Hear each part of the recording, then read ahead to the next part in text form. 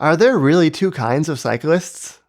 Urbanists and bike advocates often draw a sharp distinction between sporty recreational cyclists on one hand, who use their bikes for fun and exercise, and utility cyclists on the other hand, who use their bikes to get to important destinations, like work, school, groceries, or appointments.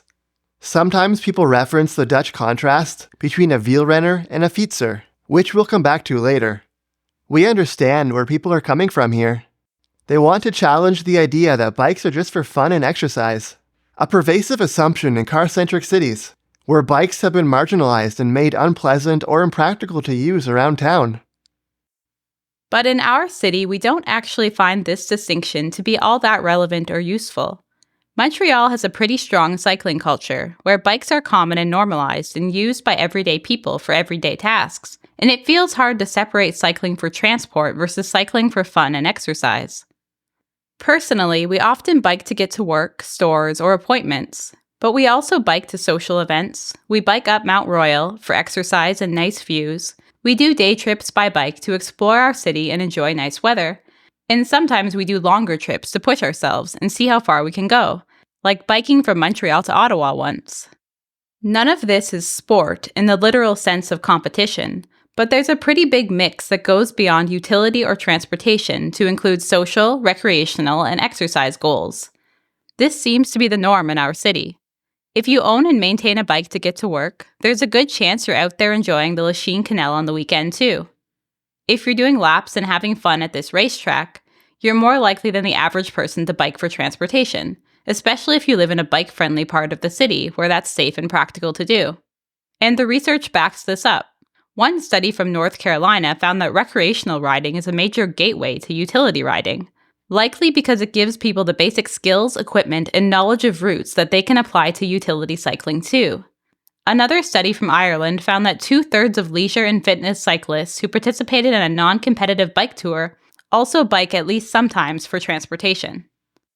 But even if someone does purely bike for recreation, does that make them a different species?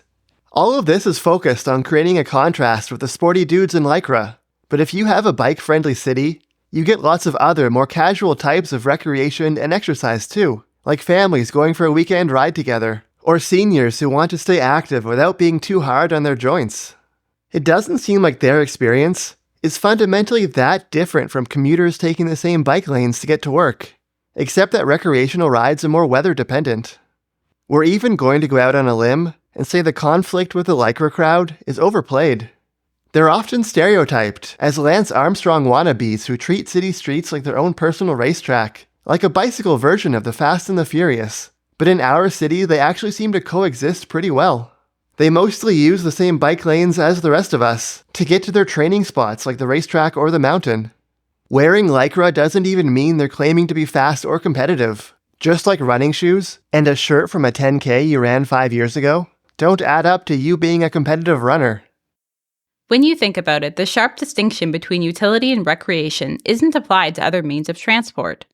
Imagine going to a car-centric suburb and asking people if they drive for recreation or transportation.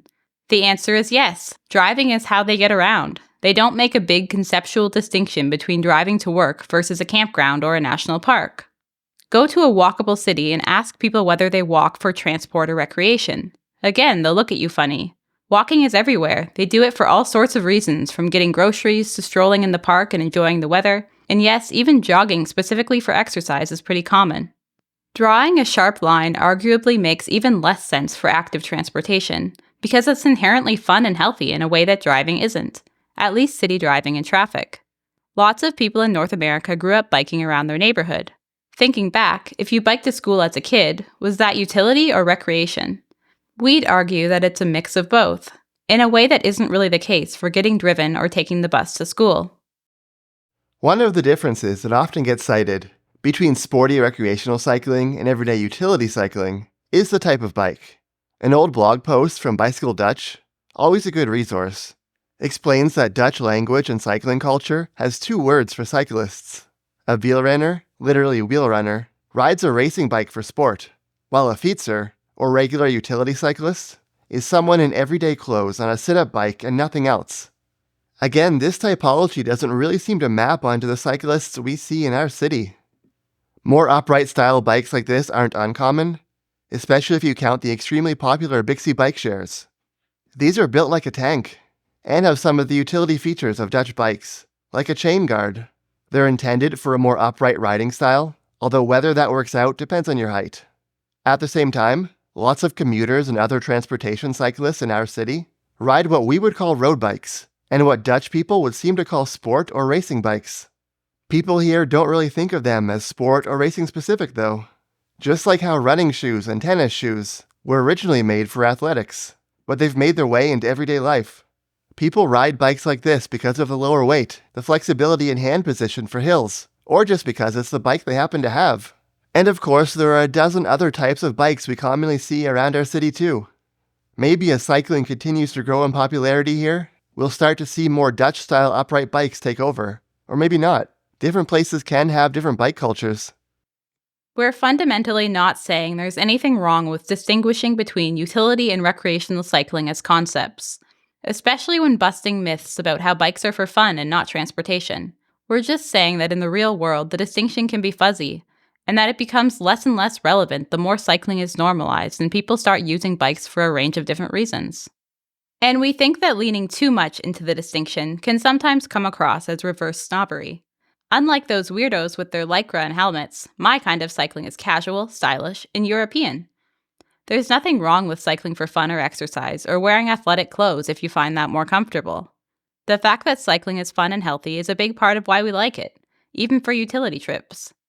In the end, as we bike around our city, we see lots of different people cycling for lots of different reasons, and they all contribute to the city's cycling culture. Maybe if you purely drive places to ride, then you feel like a different category from the rest of us. But even there, it's hard to hold that against you. Lots of people live in car-centric places where they can't safely or comfortably bike, so of course they're going to drive. The only cyclists we really want to distance ourselves from are those who put the rest of us in danger, whether riding dangerously or arguing against dedicated bike infrastructure. Thanks for watching through to the end of the video. Don't forget to like and subscribe. And a special thanks to our supporters on Patreon.